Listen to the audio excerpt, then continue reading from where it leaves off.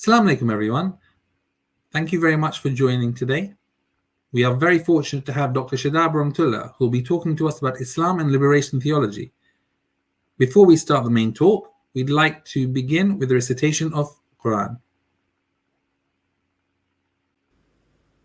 أعوذ بالله من الشيطان الرجيم. بسم الله الرحمن الرحيم. سبح لله ما في السماوات وما في الأرض وهو العزيز الحكيم. يا أيها الذين آمنوا لم تقولون ما لا تفعلون كبر مقتا عند الله أن تقولوا ما لا تفعلون إن الله يحب الذين يقاتلون في سبيله صفا كأنهم بنيان مرصوص. وإذ قال موسى لقومه يا قوم لم تؤذونني وقد تعلمون أني رسول الله إليكم فلما زاغوا أزاغ الله قلوبهم والله لا يهدي القوم الفاسقين. وإذ قال عيسى ابن مريم يا بني إسرائيل إني رسول الله إليكم مصدقا لما بين يدي من التوراة ومبشرا برسول يأتي من بعده اسمه أحمد.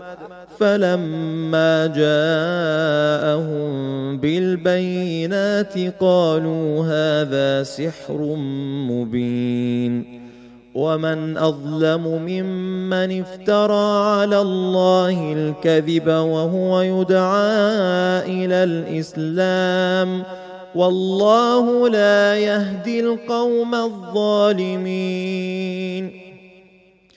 يريدون ليطفئوا نور الله بأفواههم والله متم نوره ولو كره الكافرون. هو الذي أرسل رسوله بالهدى ودين الحق ليظهره على الدين كله ولو كره المشركون. يا أيها الذين آمنوا هل أدلكم على تجارة تنجيكم من عذاب أليم. تؤمنون بالله ورسوله وتجاهدون في سبيل الله بأموالكم وأنفسكم ذلكم خير لكم إن كنتم تعلمون. يغفر لكم ذنوبكم ويدخلكم جنات تجري من تحتها الأنهار ومساكن طيبة في جنات عدن ذلك الفوز العظيم. وأخرى تحبونها نصر من الله وفتح قريب وبشر المؤمنين.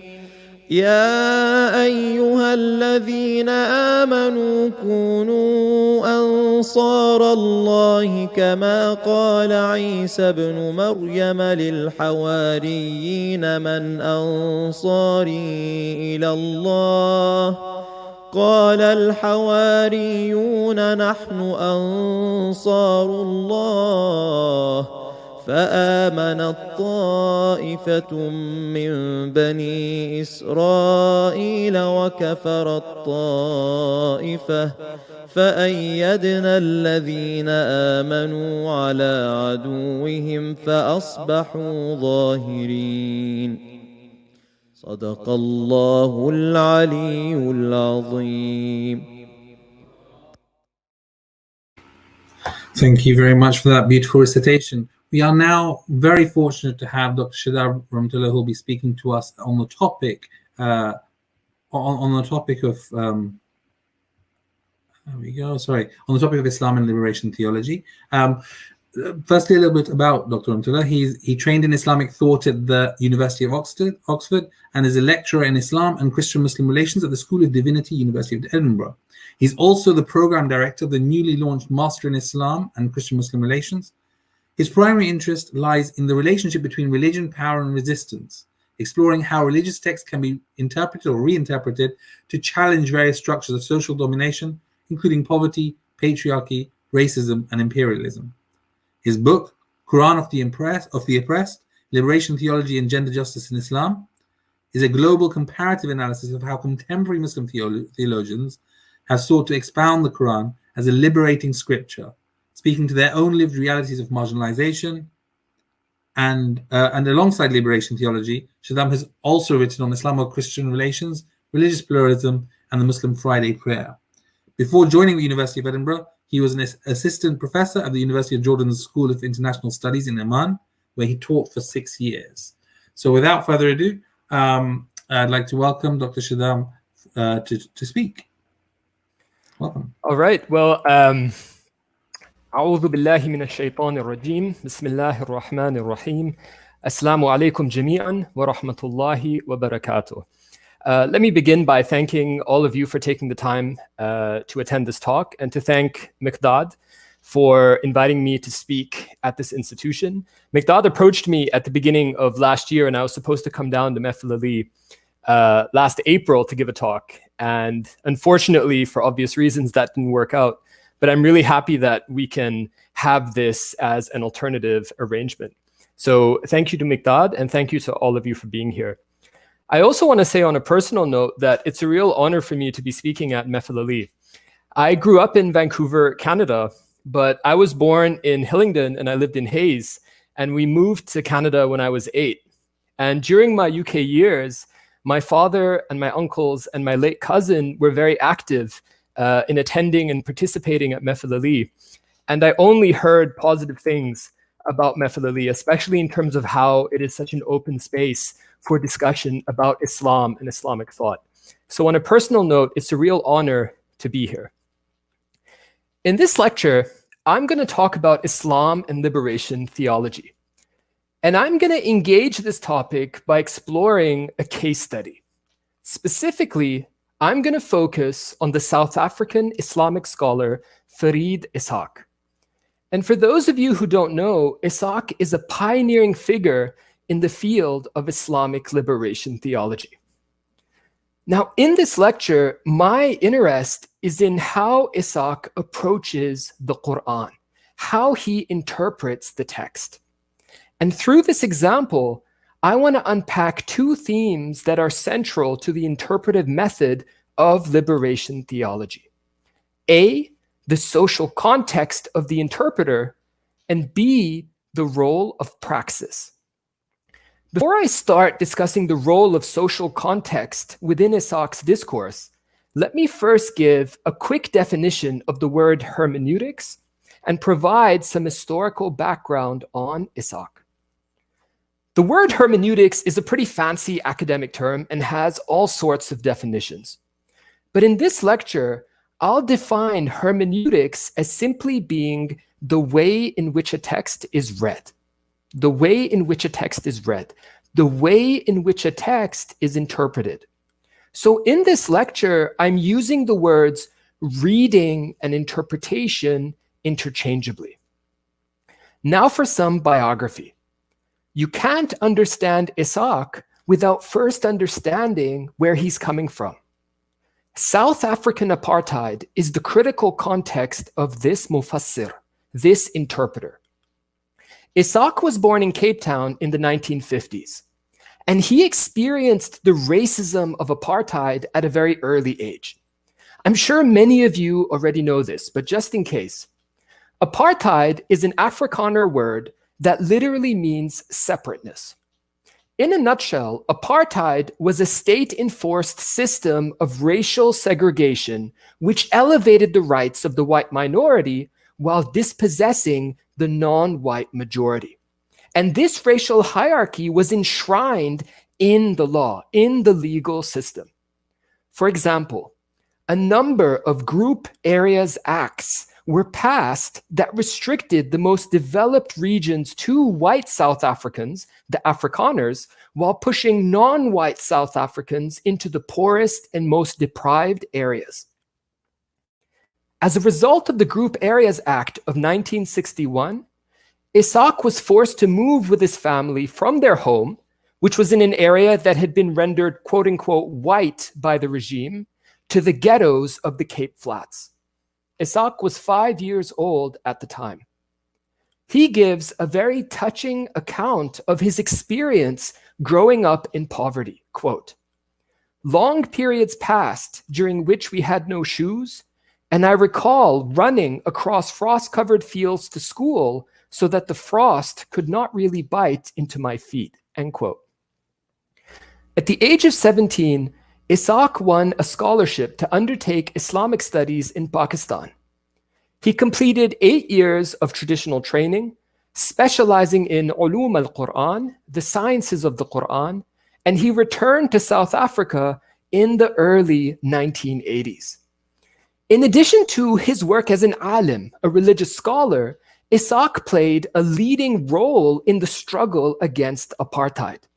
He joined the struggle while still a child. He was actually 9 years old when he was first detained by the South African security police.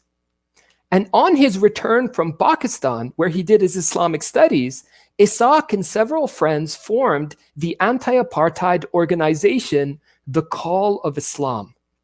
The Call of Islam worked closely with anti-apartheid coalition movements in South Africa, especially the influential United Democratic Front.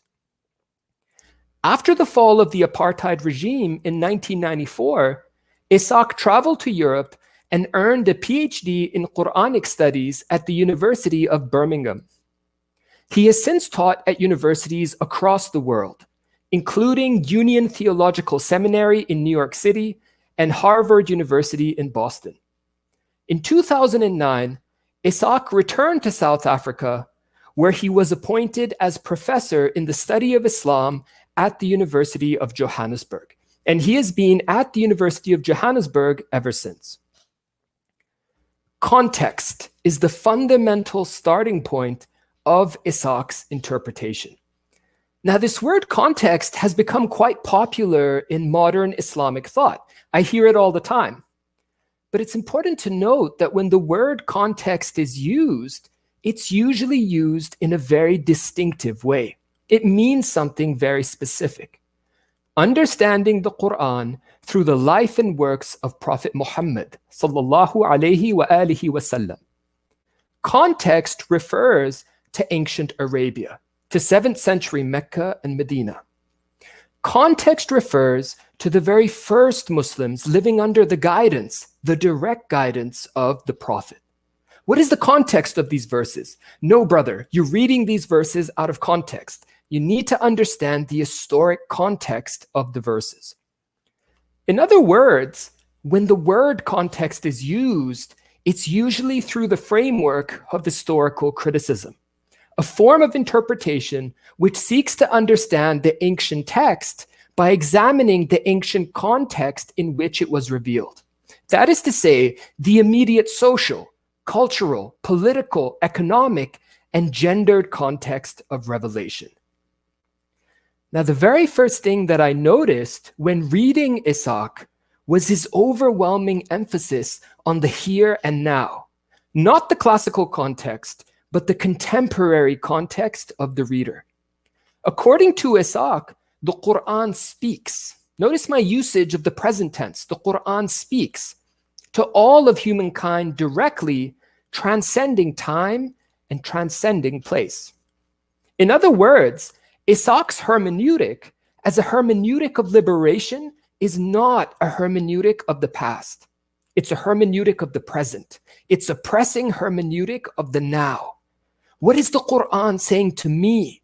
What is Allah subhanahu wa ta'ala trying to tell me? What is the text instructing me to do with my life?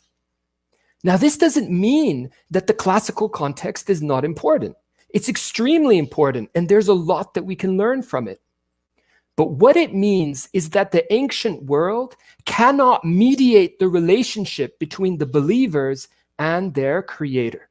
The ancient world cannot mediate the relationship between the believers and their creator. In a hermeneutic of liberation, it's the immediate world, the immediate social context of the believers that takes center stage.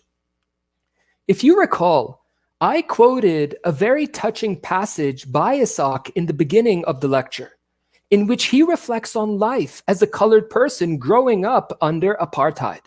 Quote, "Long periods passed during which we had no shoes, and I recall running across frost-covered fields to school so that the frost could not really bite into my feet." End quote. I didn't take that passage out of a memoir. This isn't Isaac, the autobiographer, speaking, reflecting and reminiscing on his life. Nor is this Isaac, the activist, speaking, condemning and criticizing the structural racism which creates such poverty. This is Isaac, the Mufassir, speaking. This is Isaac, the commentator of the Qur'an, speaking. I've taken this passage directly out of his commentary entitled Qur'an, Liberation and Pluralism, an Islamic perspective of interreligious solidarity against oppression. And this book was published in 1997. What's so striking? What's so unique about this commentary is that the first two chapters don't even focus on the Qur'an or Islamic thought, but on Ishaq's own social, historical, and political context. The first two chapters begin with Ishaq's own social context. What you read about in the first part of the commentary is the history and politics of South Africa and the formation of the South African Muslim community. You read about Ishaq's own personal upbringing in a single-parent family and the struggles of a working-class mother deserted by her husband and forced to raise 6 children on her own.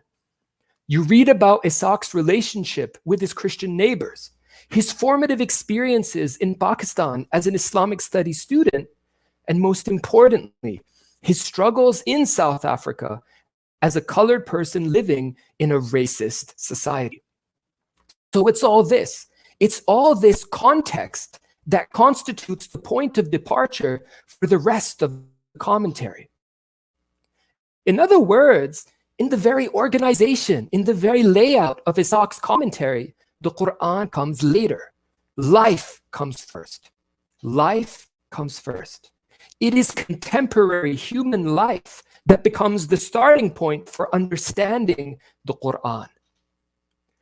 But for Ishaq, the Qur'an doesn't just speak to the present context. It speaks to an even more specific context in the present. And that is the context of oppression and suffering. Justice is a core theme in Ishaq's interpretation. For the fundamental belief that lies at the heart of Islamic liberation theology is that the God of the Qur'an is first and foremost a just God. In fact, according to Ishaq, justice is one of the reasons as to why Allah created the universe. He points to chapter 45, verse 22. وَخَلَقَ اللَّهُ السَّمَاوَاتِ وَالْأَرْضَ بِالْحَقِّ وَلِتُجْزَى كُلُّ نَفْسٍ بِمَا كَسَبَتْ وَهُمْ لَا يُظْلَمُونَ. And Allah created the heavens and the earth in truth, and so that every soul may be recompensed for what it has earned, and that they will not be wronged. Again, chapter 45, verse 22. So for Ishaq, justice is a distinctly divine quality. Justice is the natural state of the universe. Conversely, dhulm, oppression, represents a threat to this divine order. And it's because the world that we live in today is a world filled with oppression and suffering that the God of the Qur'an intervenes in history and shows solidarity with the downtrodden, al-mustada'afun, against the powerful and the arrogant, al-mustakbirun. The God of the Qur'an is thus a God who is on the side of the oppressed, who identifies with the oppressed. The most important verses within Isaaq's hermeneutic that capture the essence of this divine solidarity are verses 5 and 6 of Surat Al-Qasas, the chapter of the story, chapter 28. These verses were quoted time and again by South African Muslims partaking in the struggle against apartheid. Referring to the children of ancient Israel who were suffering under the yoke of Pharaoh's oppression, the verses read, وَنُرِيدُ أَن نَمُنَّ عَلَى الَّذِينَ اسْتُضْعِفُوا فِي الْأَرْضِ وَنَجْعَلَهُمْ أَئِمَّةً وَنَجْعَلَهُمُ الْوَارِثِينَ وَنُمَكِّنَ لَهُمْ فِي الْأَرْضِ وَنُرِيَ فِرْعَوْنَ وَهَامَانَ وَجُنُودَهُمَا مِنْهُمْ مَا كَانُوا يَحْذَرُونَ. It is our will to bestow our grace upon the downtrodden of the earth, and to make them the leaders, and to make them the inheritors of the earth, and to establish them securely on the earth, and to let Pharaoh and Haman and their hosts experience through them, the Israelites, the very thing against which they sought to protect themselves. So not only does Allah show solidarity with the oppressed, but Allah promises the creation of a qualitatively different social order marked by justice and equality. Now, in order to understand Isaaq's reading of justice in the Quran, we need to appreciate the critical difference. We need to appreciate the critical difference between liberation and charity. As a Muslim, I hear the terms Islamic justice and Quranic justice used all the time. But I feel that most of the time, justice really just means charity. Why? Because the oppressed and the poor are usually othered in mainstream Islamic discourse. We have to help them. We have to stand with them. They can't help themselves, so we have to save them. This isn't a language of liberation, but a language of charity. For within the framework of charity, it is the powerful who become the subject, the center, the ones who act, and who show kindness to the oppressed, who are passively acted upon, who become the object of this charity. What's so different? What's so provocative about Isaaq's reading of Quranic justice is that he takes the concept of charity and he turns it on its head. In Isaaq's discourse, it is the oppressed, al-mustada'afun, who become the subject, the actors, and who actively struggle to liberate themselves against the powerful. Justice isn't given to them, they take it. They take justice. And it's on this issue of struggle against oppression, of taking justice, that we get to the very heart of Isaaq's liberation theology, praxis. Praxis literally means practice. But in liberation theology, praxis means something more specific.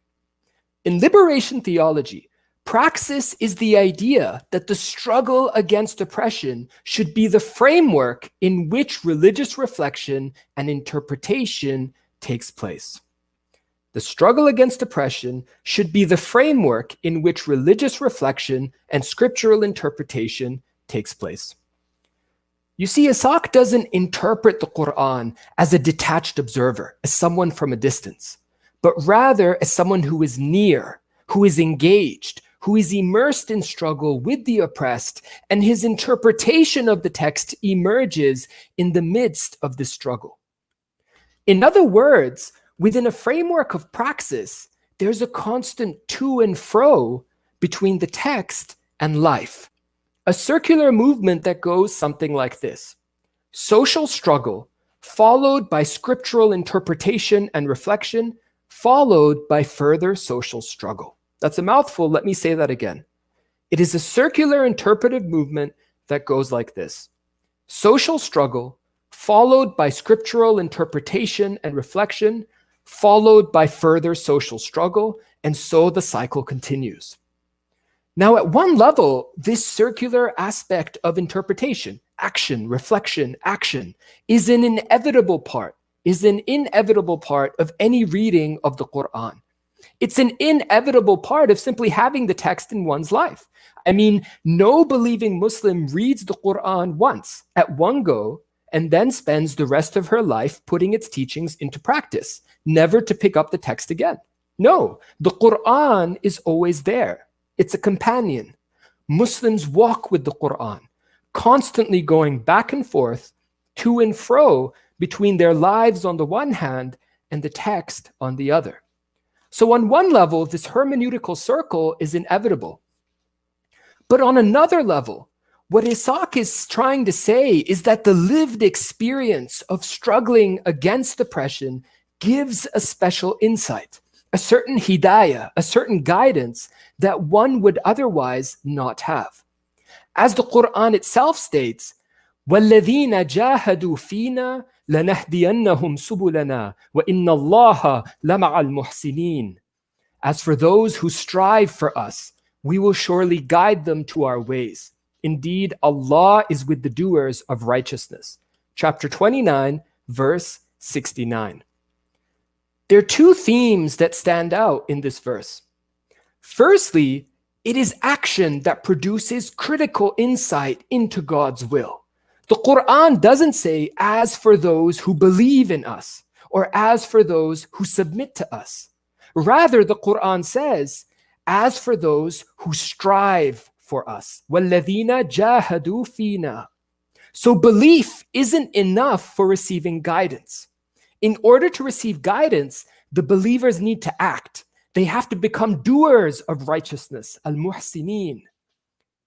Note that the verse doesn't end by saying, indeed Allah is with the Muslims, al-muslimin. Or indeed Allah is with the believers, al-mu'minin. It says, Inna Allaha lama al-muhsinin. Indeed Allah is with the doers of good. So that's the first theme that comes out in the verse, that it is concrete actions that give critical insight into the theological, into God's will. The second theme is that truth, haqq, is never absolute. Rather, truth is in a continuous state of revelation, gradually being revealed to those who are immersed in struggle. Note that the singular form for way or path, sabil in Arabic, isn't used in the verse. The verse doesn't say, as for those who strive for us, we will surely guide them to our way.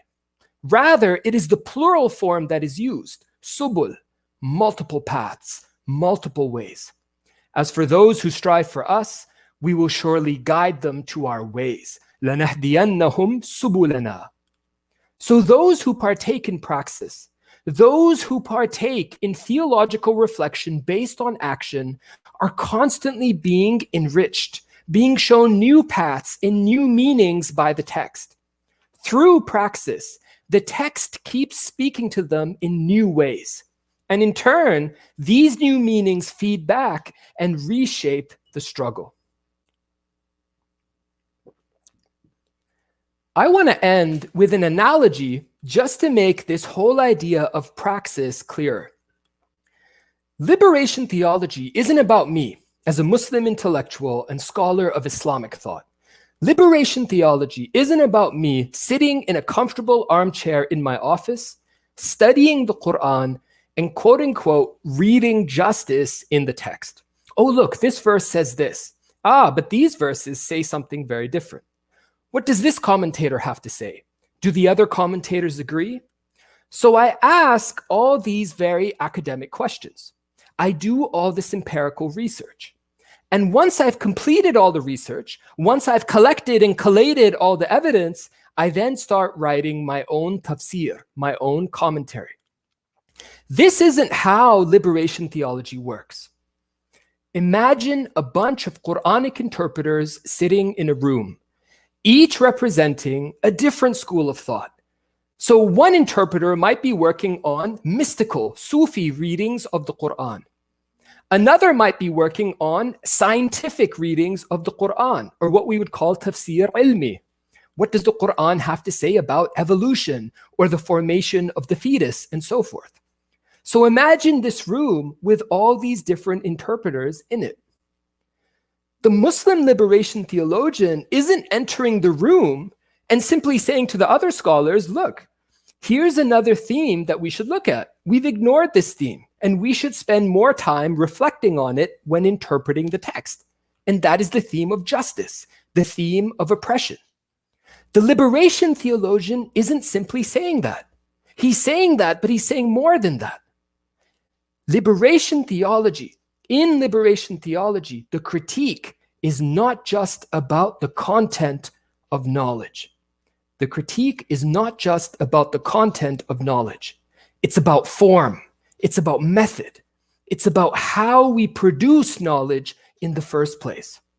What the liberation theologian is calling for is a fundamentally different way of doing interpretation through praxis. The hermeneutic of liberation is a hands-on hermeneutic. The hands of the mufassir or mufassira, the interpreter, must not just partake in writing, but also in action, in struggle with the oppressed against their oppressors. There is thus an unbreakable bond between action on the one hand and interpretation on the other. So going back to my analogy, if I, as a Muslim intellectual, am interested in interpreting the Qur'an through the framework of liberation, then the first thing that I have to do is to put down the text, to respectfully put down the text. I have to put the holy text down. I must then get up from my armchair, leave the privileged space of my office, and take the stairs down to the street where the margins of society exist, where real injustice, hunger, poverty, homelessness is taking place. And it's in the midst of my solidarity with the homeless against homelessness, with the poor against poverty, and with the hungry against hunger, that I can then once again pick up the holy text and read the text with new eyes. Eyes that have been shaped through the act of solidarity by new perspectives, by new experiences, by new relationships, and by new ways of seeing. It's at this point that I can start reflecting and writing on the text. This is praxis. This is what it means to do liberation theology. Thank you. Thank you very much, Dr. Shadaab, Dr. Rahemtulla, for your talk and for covering this important, very important topic of Islam and liberation theology. We obviously have different means by which people can ask questions. They can ask directly. If you would like to come on and ask your question live, please just message one of the organizers, or ask on YouTube, on the YouTube chat channel, or via WhatsApp. So we look forward to having many more of the questions, but even more that have come in already. So let me start with the first question, which is, what is your view on other forms of reformist thinking, such as those of Fazlur Rahman or those of other scholars who have a different approach but try and achieve a similar goal? That's a wonderful question. So just for those of you who may not know who Fazlur Rahman is, Fazlur Rahman was a towering scholar in contemporary Islamic thought. He's from Pakistan, and he taught at a number of institutions in the West, including Durham University in the UK, McGill University in Canada, and the University of Chicago in the United States. And he is a doyen, a pioneer in reformist Islamic thought. And his main contribution in terms of Quranic reformist thought is to really reflect on the principles of the Qur'an in terms of its immediate context of revelation in 7th century Arabia, to bring out those principles and to retranslate those ethical principles into the present time. So a very important scholar. And in my book, Qur'an of the Oppressed, Liberation Theology and Gender Justice in Islam, I show how contemporary female interpreters of the Qur'an have drawn on Fazlur Rahman's theoretical framework in order to reconcile the Qur'an and Islamic texts on the one hand with contemporary notions of gender equality on the other. So in a nutshell, my response is that the ideas of Fazlur Rahman are not contradictory to praxis, but they complement an understanding of Islam that can speak to the problems of the present time. Now, I want to comment a bit on the word reform. We hear the word reform a lot, or in Arabic, islah, and to a lesser extent, renewal, or in Arabic, tajdeed. We need to ask the who question, right? We're always taught in school or university, the how questions are analytical, the why questions are analytical, and the who question is seen as a secondary descriptive question. In liberation theology, we need to reclaim the who question. Who benefits from a certain understanding? Who loses from a certain understanding? So when we think about reform, we have to think about the who question. Whose interests are achieved through certain reformulations of Islamic thought, and whose interests are underscored? So when it comes to reformist thought, I don't have a categorical embracement of reformist thought. Reform towards what ends? What are the concrete goals here that we are reforming towards? What that means logically is that you can actually have two reformist projects that can actually be contradictory to each other. So again, reform to what ends, and who benefits from a certain understanding of reform and who loses. Thank you for your question. Thank you. There is another question, which is just a more expansion question. So could you please expand more on how we flip the language of charity and move from charity to justice? That's a great question. Sajjad, could you put this term onto the bottom of the screen? That is the word interlocutor. And this is a major intervention of liberation theology. Who is the interlocutor of theological studies? Who is the interlocutor of Islamic studies? And interlocutor is a fancy academic term that simply means audience, your conversation partner, your dialogue partner. To talk about justice with the center of society as your interlocutor is to flip into a language of charity, because the center is the one who acts and the margins are acted upon. But if you're shifting your audience, if you're shifting your dialogue partner from the center to the margins, all of a sudden, that language of justice flips. The language of liberation flips into ones in which the margins are not passively acted upon, but are the agents. They are the ones who act. And action does not just mean social action, because through the framework of praxis, action also means new avenues for rethinking Islamic thought, Islamic concepts, certain assumptions, and so forth. So that's really what it's about. To talk about charity is to talk to the center. To talk about liberation is to turn your back on the center and to face the margins and to be in solidarity with the margins. Thank you very much for that question. Another question that's come through, is it possible to please explain the difference between Islamic liberation theology and that of other faiths or that of no faith? If you are talking about praxis, what is belief got to do with any of this?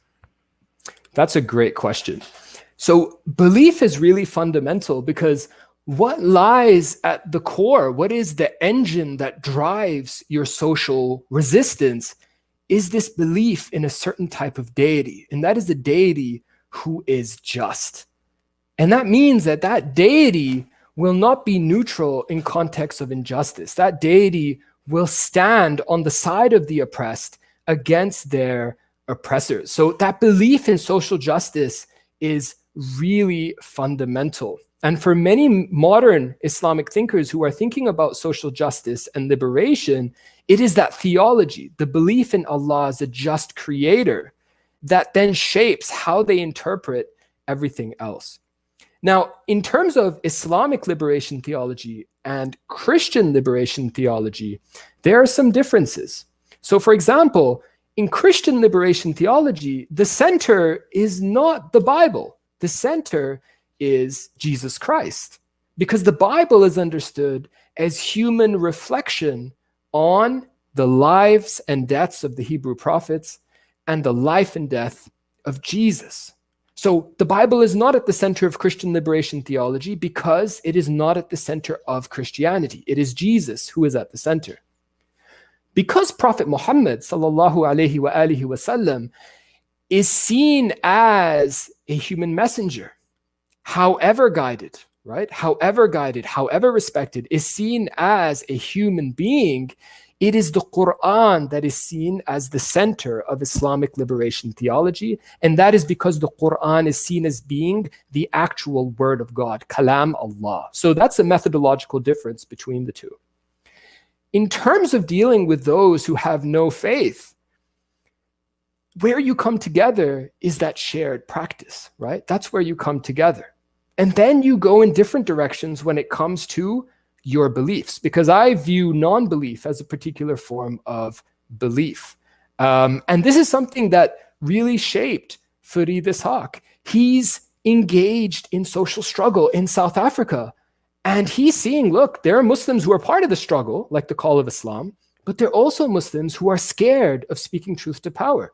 In fact, there are Muslims who are very comfortable looking the other way in terms of the treatment of South Africans and saying, well, at least our community is not being affected. Let's go along with it. At the same time, Ishaq is seeing Christian comrades and socialist comrades who don't even believe in God. He is seeing them take part in the struggle, and he's seeing them die for the struggle. And this raises questions in terms of his praxis. How do I reconcile this with my understanding of a just God? So then he moves to theological reflection. He looks at the Qur'an and the story of the Exodus, the liberation of the Israelites from Pharaonic bondage. It reads in a very different way now. What's standing out to him is the disbelief of the Israelites. It's not just that the Israelites were chosen at that moment in time by God, and then God stood in solidarity with them, and then they were liberated. In the Quranic narrative, disbelief is a recurring theme among the Israelites. So Ishaq is seeing this and saying, look, the Exodus narrative in the Quran shows a God who is in solidarity with the oppressed, even when those oppressed are non-believers. That type of insight didn't just randomly come out in Ishaq's understanding of the Exodus story in the Quran. It was shaped, it was the product of certain questions that emerged in the first step of the circle. And that is social practice with non-Muslims and indeed even non-believers. I hope that example clarified the explanation. Thank you very much. Okay, now we're getting a flood of questions, which is great. Okay, let's start with a very simple question. Sajjad can put it on the screen from Iqbal. Who are the key opponents of Farid Ishaq? That's a good question.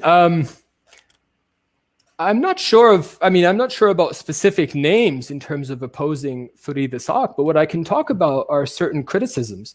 So one criticism that comes up is that, look, are we reducing faith to the struggle against liberation, to the struggle against oppression? Is that what we're doing? Are we secularizing faith by making it only about the here and now and not about the hereafter? And Ishaq's, and indeed liberation theologians' response to that, it's not about Farid Ishaq, but those who are drawn to this approach to Islam, their response would be, there is no such thing as innocent interpretation anyway. When you interpret the Qur'an and you are only seeing it in terms of personal acts of piety, and yet you exist in a context of oppression, that interpretation is not innocent. That interpretation is what we would call a theology of accommodation, a theology of the status quo, because it sees getting involved in resistance as almost sullying one's faith, getting one's pristine, pious hands dirty in the work of politics. And that isn't innocent. That too is a political position, whether you want to acknowledge it as such or not. So that would be a certain critique that comes out. Another critique is the question of authenticity. Well, how authentic is this? The counter-response of Muslim liberation theologians would be this, the who question. Who gets to produce authentic interpretation, right? Who gets to produce authentic interpretation? Who says a certain interpretation is authentic, and by extension, another interpretation is inauthentic? Liberation theologians would say that the answer to that question is deeply shaped by unequal power relations. So if the powerful believe that a certain understanding is authoritative, it becomes authoritative. And what liberation theology is saying is that the lived experience of being in this world, which is a world of inequality, produces a certain authority on the part of those who are losing in this world. Let me give you a concrete example of how engagement with social context is actually not an aberration from Islamic history, but a continuity of Islamic history. I want to give you an example of how doing this type of context-focused engagement is actually drawing on an existing Islamic legacy. The Qur'an didn't come down at one go. It was revealed over a period of 23 years, from 610 to 632 inclusive. The Quranic revelations came down to the Holy Prophet ﷺ in response to specific social problems. They came down in response to what? To particular social contexts that emerged, and they responded to those contexts. Let me give you a concrete example. At one point, Salama, one of the wives of the Prophet, approaches the Prophet of God and asks, why does the Quran only address men? And it's at this point that we have a sabab an-nuzul, an occasion of revelation, and the following verse is revealed.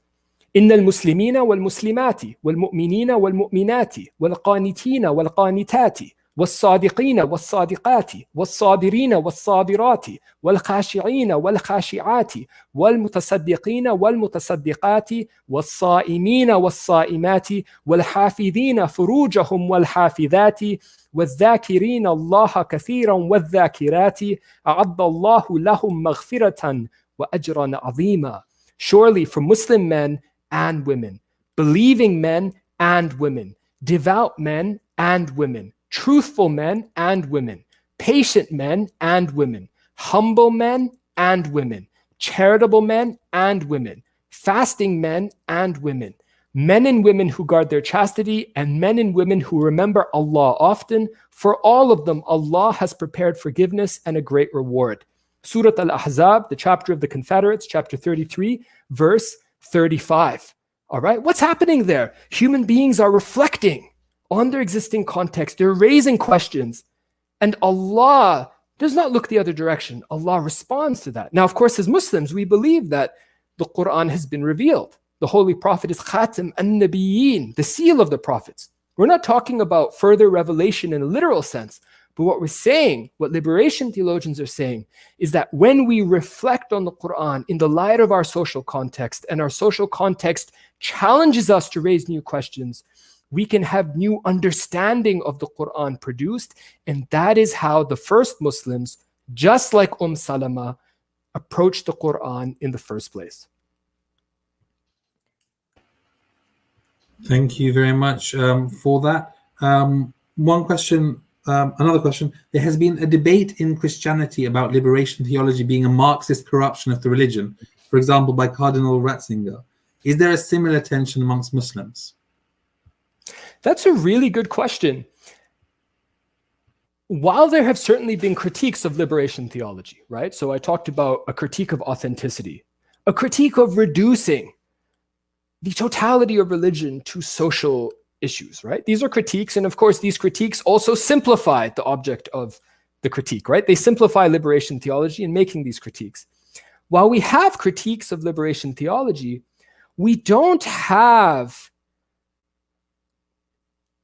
fundamental criticisms the way in which we have the Catholic Church, the Vatican, actually silencing liberation theologians. So for example, in the 1980s, the Vatican in Rome actually silenced the major liberation theologian in Brazil, Leonardo Boff, and forbid him from preaching because they saw him as challenging the church hierarchy.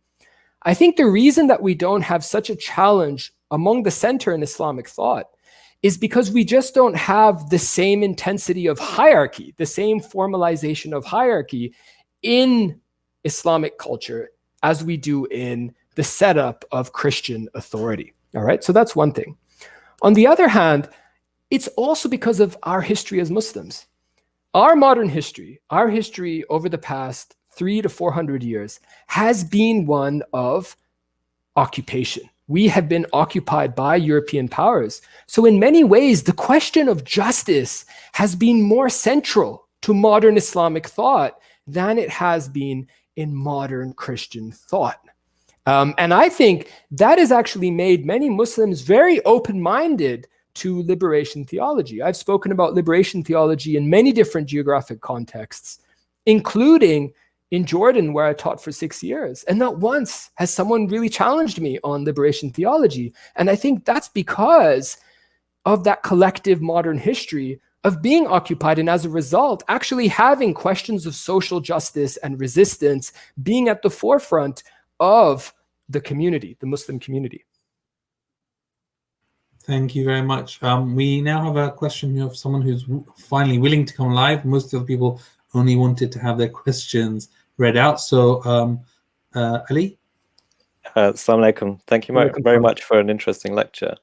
So I've got two questions. In terms of like liberation, so we often talk about God as the supreme being who has like dominance over everyone. So, is liberation theology about emancipating people from dominant social structures so then they can be then obedient to God? How does that fit in? And then the second question, just in relation to your previous answer about the lack of hierarchies within Islamic cultures. In Shia fiqh, we've got ayatollahs who like essentially do taqlid of an ayatollah who, in the traditional sense, is like there is a sort of a hierarchy there. So is that an issue within liberation theology, or is that something that's compatible with it? Those are really good questions, and thank you for coming online. We really need that personal touch in this environment, so I really appreciate that.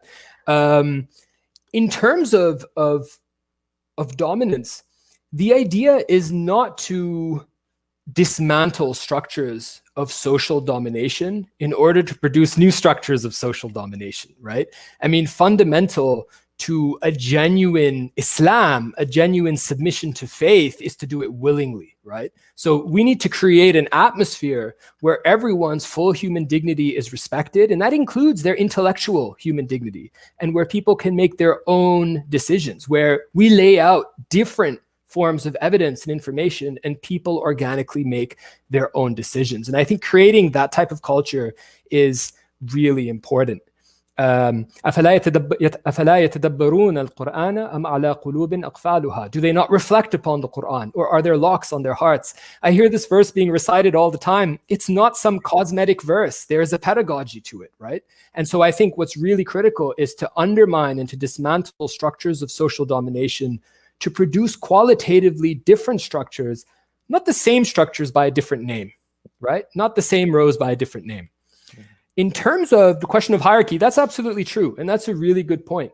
But I still think even in comparison to Shia Islam, to the hierarchy of Ithna Ashari Shia Islam, I still think Catholic Christianity is much more formalized in terms of its hierarchies, right? So even in terms of taqlid, you as the muqallid, the one who imitates the mujtahid, the one who undertakes ijtihad, you have that freedom to choose between different mujtahideen, right? You have that ability to exercise your agency. So while there is hierarchy, I think there's more flexibility to that hierarchy in a way in which is not always there in Catholic Christianity, which of course has consequences in terms of how Rome has historically engaged with Latin American liberation theologians. But that being said, I don't want to simplify the Christian context either. Because a lot of what Christian liberation theologians were saying in Latin America is that who is the church, right? That is what was challenging for Rome, right? What they were saying is that, look, we also need to create a church for the Latin American context that comes from the bottom and is not just parachuted from the top. Great. Thank you so much. Thank you. Great.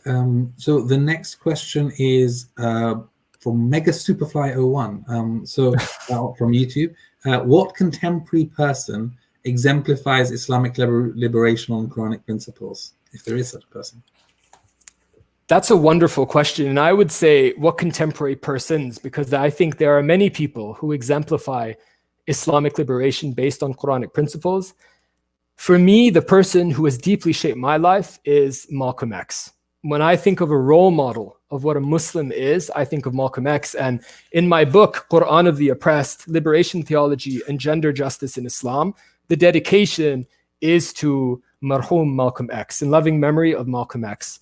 For me, when we talk about exemplification, we're talking about action, we're talking about practice, not simply what someone says, but what someone does. And when I look at Malcolm X's life, I see someone who was so principled, someone who never shied away from speaking truth to power.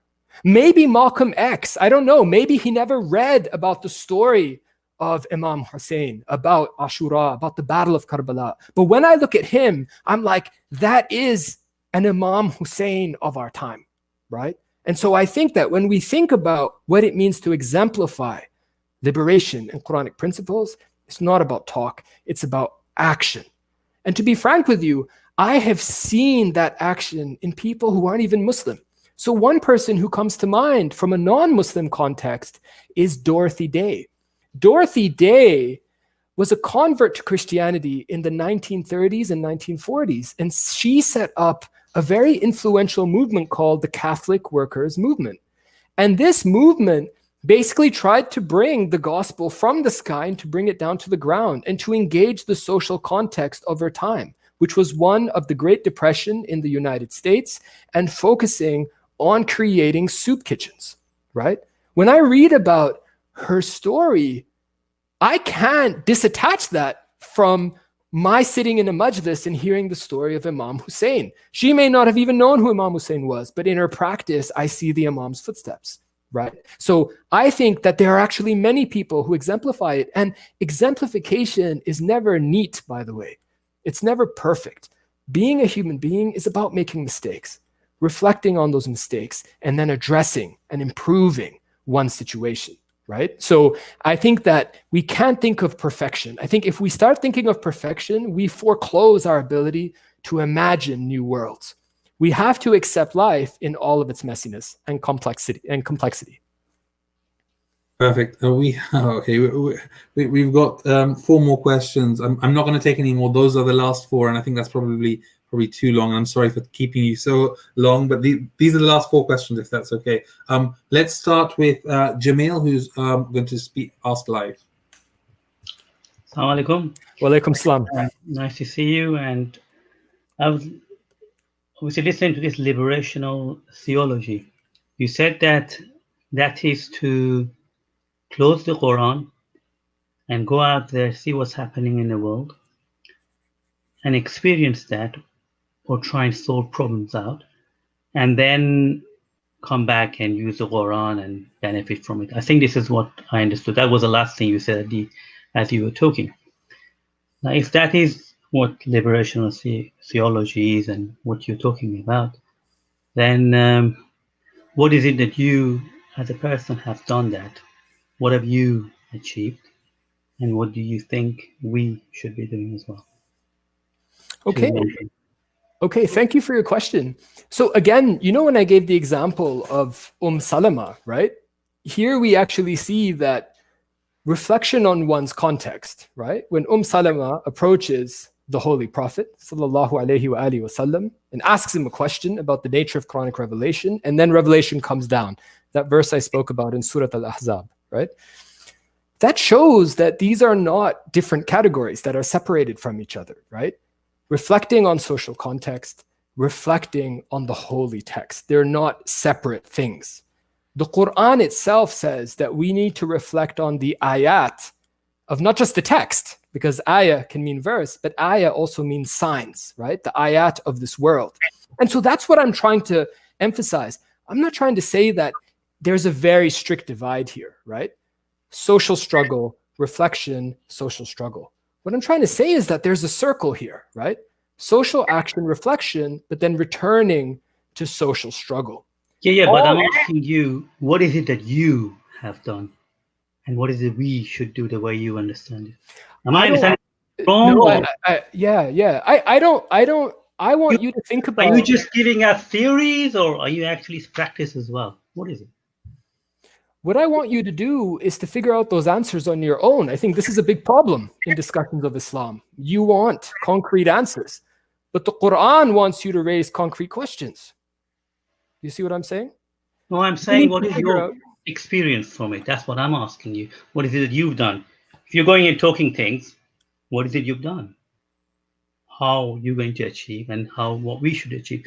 We're not referring back to what Salma said at that time about things. I'm asking what you said. You were talking about liberational theology. Okay, I'm saying great, fantastic idea. What is it that you've done? We're And all involved what in. we should be doing? Yeah. I mean, we're all involved in different things, and I'm not going to reduce. I mean, what I'm talking about is very complex here. I'm not going to reduce it to one question: what have I done? What have I not done? Right? I'm involved in different struggles. So one thing that I've been very involved with is Palestine work. Something else that I've been very involved with in terms of my own positioning as a Canadian Muslim is in standing in solidarity with Indigenous peoples in Canada, because I think that raises an ethical question for us as a Muslim. So I gave a talk about this, brother, in the summer, and Sajjad or Miqdad can give you my email, and I'll be very happy to forward it to you. And in this talk, I'm saying, look, as Canadian Muslims, we live on a land that belonged to another people. That land was destroyed. And if the Quran is about social justice, then we have a responsibility to the people of that land. Okay? So that would be a concrete example in the context of myself as a Canadian Muslim. All right? And what I'm trying to say is this: Palestine is not over there. Palestine is not across the Atlantic. Palestine is everywhere. Okay? So for me, something I really tried to provoke Muslims to do is to think about two different angles at the same time. What does it mean to be oppressed? But also, what does it mean to be silent in a context of oppression? When you are complicit in the dispossession of another people's land, how do you stand in solidarity when you're actually a part of the problem and not the problem itself? Okay. Again, I really appreciate your questions, but I want you, thank you. And I want you to come up with your own concrete responses based on your own struggles. Thank you again, Jamil. Thank you. Thank you. Next question is from Asia, who's going to ask live again. Look at this. Assalamu alaikum. Alaikum salam. Thank you for your lecture. I've read your book and I've really enjoyed it. Some parts I found a little bit disturbing. My question is, what does liberation theology have to say about patriarchy or patriarchal language of the Quran? And as a Muslim believer, how do you reconcile with the language that we find in the Quran? Thank you so much, Asia. Thank you for your engagement with my work. I really enjoyed reading your review of it as well. These are really important questions. Let me give you two brief responses. Firstly, what women's interpreters of the Quran are saying is don't make assumptions. Don't make assumptions about what the Quran says. Many times we collapse different traditions and texts, and then we say this is what Islam says, and we treat Islam as something that is fixed, like this is it. Islamic thought is a conversation between different texts and different interpreters of those texts, right? So concrete example, right? The idea of Eve as being created from Adam's rib. If you look at hadith, the question of authenticity is different. If you look at hadith, the basic understanding is that Eve was created from Adam's rib. When you read the Quran, you see that actually they were both created from a single soul, nafsin wahidatin. So that would be the first response. Don't make assumptions about what the Quran says. Again, أَفَلَا يَتَدَبَّرُونَ الْقُرْآنَ أَمْ عَلَىٰ قُلُوبٍ أَقْفَالُهَا? Do they not reflect upon the Quran, or are there locks on their hearts? To reflect is to read and then to think on what you have read. So engage the Quran directly and see what the text itself says. Don't make assumptions. The second thing goes back to one of the first questions that was raised, and that has to do with Fazlur Rahman. And I think Fazlur Rahman is a really nice bridge between a liberation theologian like Farid Ishaq on the one hand, and female interpreters of the Quran such as Asma Barlas. Because someone like Asma Barlas has drawn on Rahman's theoretical framework and said, let's approach the classical context, which was a patriarchal context. But when we do so, let's distinguish between principles and particulars. What was particular to that time? What ethical principles can we extrapolate from those particulars?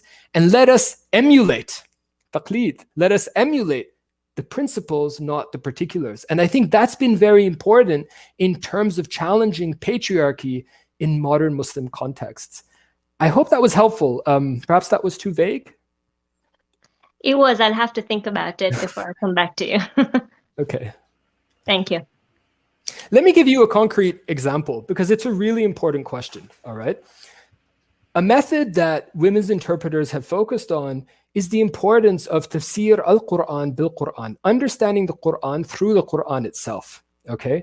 A lot of patriarchs in the modern Muslim world say men have the right to physically beat their wives. And they quote the end of chapter 4, verse 34, right? وَضْرِبُهُنَّ, and beat them, right? Women's interpreters are like, look, let us look at other parts of the Qur'an and see how the word daraba is used, all right?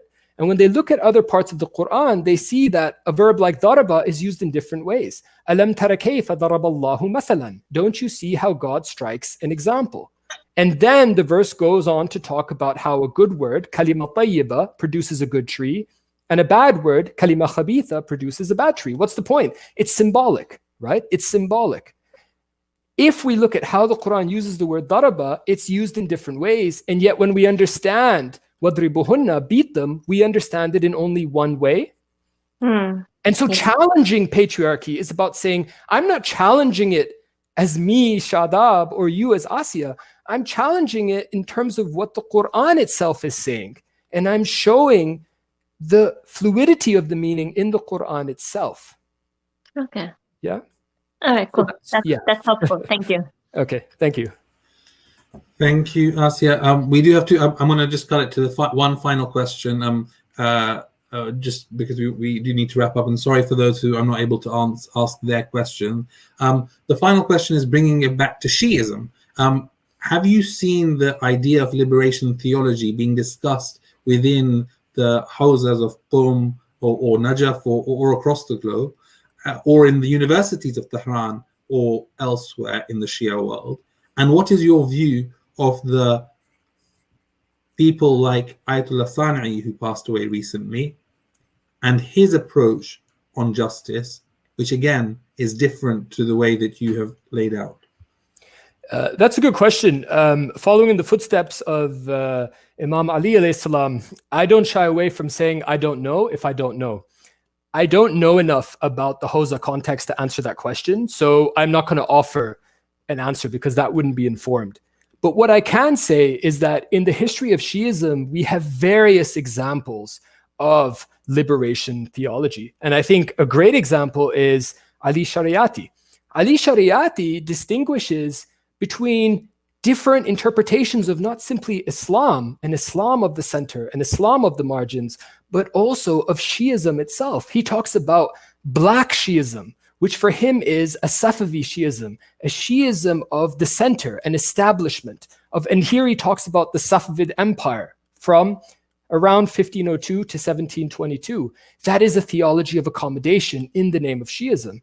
And then he talks about a red Shiism, and that is a Shiism of the margins. That is what he calls an Alid Shiism, a Shiism that walks in the footsteps of Imam Hussein, Bibi Zainab, and so forth. So what's the dynamic here according to Ali Shariati? It's not about Islam versus non-Muslims. It's not even about Sunnis versus Shias. In the context of Shiism, it's about Shiism versus Shiism, right? How do we understand the legacy of not only the Prophet, but the legacy of the Imams, right? So what's really important here is, again, this question of whose interpretation of religion, of Islam, of Ithna Ashari Shiism becomes the center, and whose interpretation becomes the margins. And for Ali Shariati, who wanted to reactivate what he saw as a lost Husseini Shiism, it is the margins that has to be focused on. So I think that there are many examples of liberation theology in Muslim history in general, but particularly in a Shia context. Thank you so much for that, and thank you for answering all these questions and staying a bit longer than we had originally planned. I think the number of questions demonstrates the interest in the topic and the interest in your talk and what's happened. We've had some really great engagement and people who've been watching on YouTube and on Zoom, and I'm sure many more watch it in the coming days. So thank you very much. And just before we close, I'd just like to remind everyone that we do have these sessions every week, every Friday. Next Friday, we have Professor Raina Lewis, who will be talking about modest fashion, commerce, community controversy. She's written a number of books on the topic, as well as being a leading scholar academically, internationally on the issue of modest fashion. On next Sunday, we have Sayyidah Fatima alayhi salam, talking about Sayyidah Fatima alayhi salam, the symbol of divine feminine and Mahdiism by Fatima Agha. The week after, not next Friday, but the Friday after, we have about Sayyidah Zainab conceptualizing courage and resistance in the life of Zainab bint Ali alayhi salam by Munabil Grami from South Africa, and she has written a book on the topic, and hopefully it will be very interesting. And the week after, we have a talk on the genocide of the Uyghur Muslims in East Turkestan by Aziz Isa Al-Kun, who is from that community. So thank you all very much for joining. Thank you very much for participating today, and look forward to hearing from you and joining soon. Thank you so much. Thank you.